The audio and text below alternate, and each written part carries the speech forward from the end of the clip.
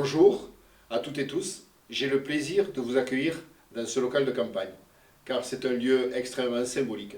C'est un lieu où nous avons beaucoup rencontré de Séveraguais depuis plus de 6 mois. Nous avons eu beaucoup d'échanges et nous avons travaillé pour préparer donc le programme que je vais vous présenter maintenant. Nous avons pensé notre programme comme un parcours de vie. De la petite enfance jusqu'en fin de vie, nous avons réfléchi pour toutes les étapes de la vie à des solutions à amener aux Séveraguais. En ce qui concerne la petite enfance, il va être important de revoir l'aménagement intérieur de Pirouette. Pour ce qui concerne les adolescents, nous allons prévoir des structures et notamment le centre de loisirs. Actuellement, ce centre est sur un terrain pollué où nous avons l'interdiction de pouvoir faire des agrandissements et je dirais même des fondations. Donc nous pensons pouvoir déplacer ce centre de loisirs à proximité des équipements sportifs, entre la mairie, le gymnase et les équipements sportifs, afin d'avoir une logique d'aménagement de territoire.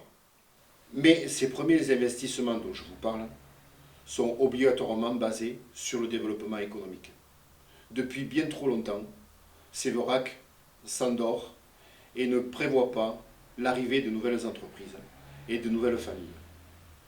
Donc nous allons baser sur le développement économique, sur l'accueil d'entreprises, en développant des zones artisanales, notamment celle de la zone des cases, et dans un deuxième temps, celle de la zone du Ménaldesque.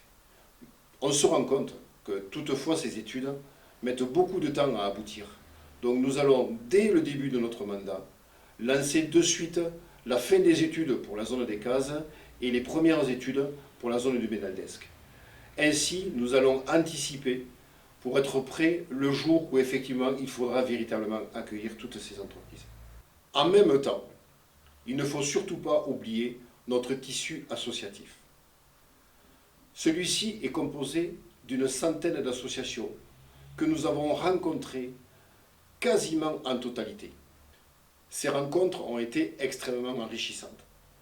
Nous avons discuté, échangé avec beaucoup de personnes, que des bénévoles d'ailleurs, qui nous ont amené beaucoup d'idées et qu'ils souhaitent qu'on s'occupe en particularité de leurs besoins.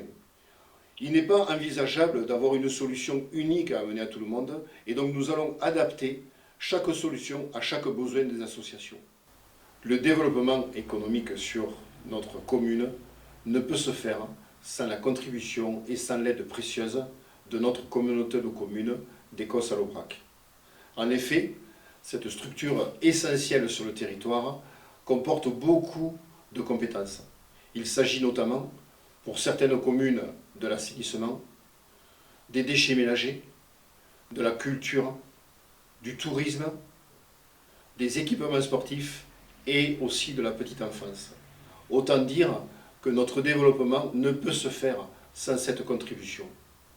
Aujourd'hui, nous avons perdu beaucoup de liens sur ce territoire avec la communauté de communes. Il est essentiel de les retrouver et d'expliquer aussi aux autres élus de la communauté de communes que nous sommes là pour être moteurs dans notre démarche et avoir un projet ensemble de territoire.